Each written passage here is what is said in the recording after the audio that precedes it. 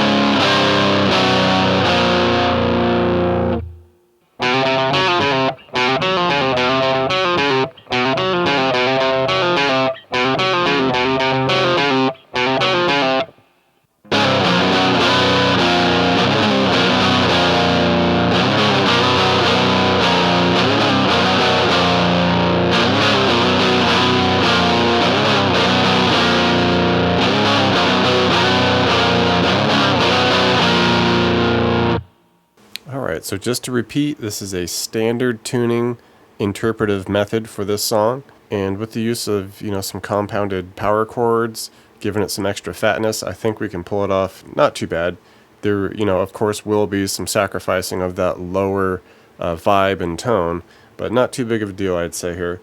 For this initial section, it's just the one power chord, the B flat, A sharp power chord here. And like I said, we can compound it with some extra bass notes just to give it some bigger vibes. So we'll be at this B flat, so just one on the A with the 3 on the D and G. Alright, and we're just going to throw in this extra low F octave with it just to give it some more oomph. Okay, so with this, we're just kind of doing 1, 2, hold it, 1, 2, 1, 2.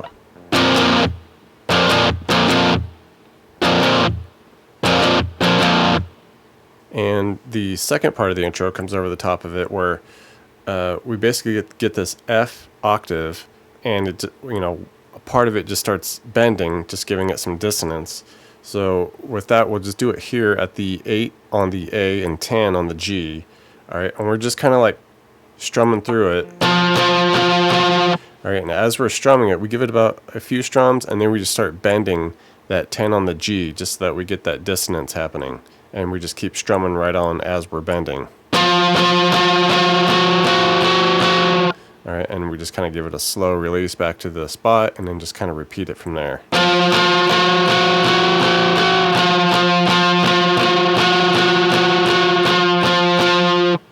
For the verse, we hit this C power chord, compound it with the G bass note on top. So 3A, 5 on the D and G, add the 3 on the low E with it. And with this, we just kind of hit it, hold it for a moment, cut it. Alright, and then we're going to come up and we're going to do that dissonant bend again at the 8A, 10G. And with this, we just kind of strum it, give it that bend, and then just repeat.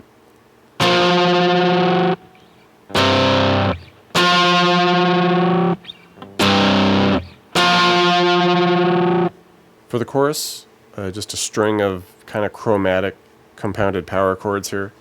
We'll start with our chord from the verse, that C power chord with the G.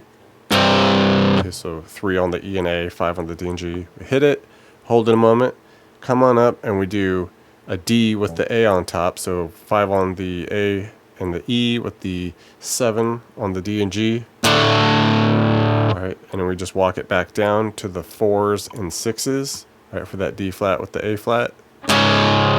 And just repeat those 3 chords for a handful of times.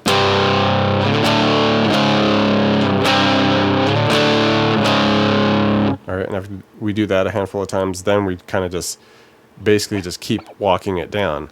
All right, so we went from our 5 and 7s to the 4s and 6s, down to that 3s and 5s again, and then keep it going to the 2s and 4s for the B flat F sharp, and then finish at our very first chord, that 1s and 3s for the B flat with the F.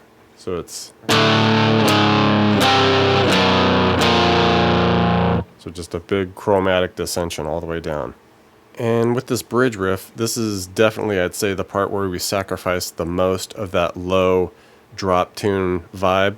It's a bit tricky to get this any other way than to just play it here in this octave.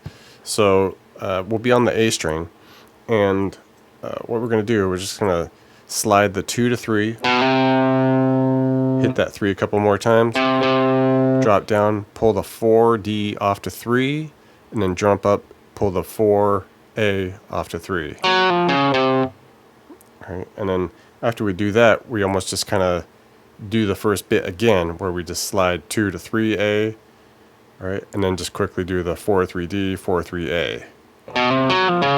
All right, it's almost like we just drop one of those 3s and just expedite it. So.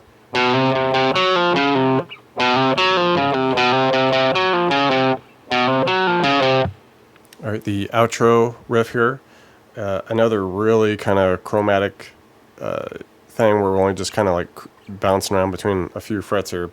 But it starts with this, let's see, D flat power chord with the A flat, so the 4s and 6s, so 4 E and A with the 6 on the D and G. Okay, just compounding a big fat power chord to compensate here.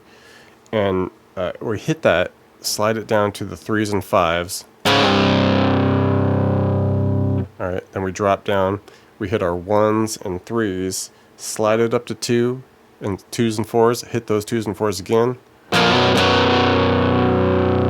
All right, and then we drop down, slide the 1s and 3s back to 2 and 4 again, and then finish at the 1s and 3s. So.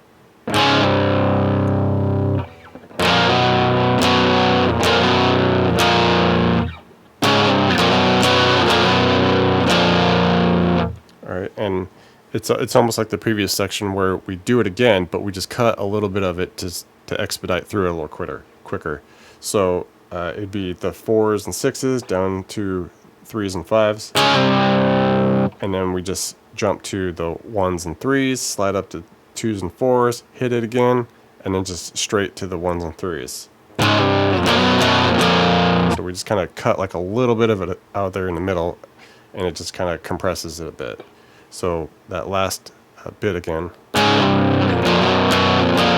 So let's try the whole thing slowly here.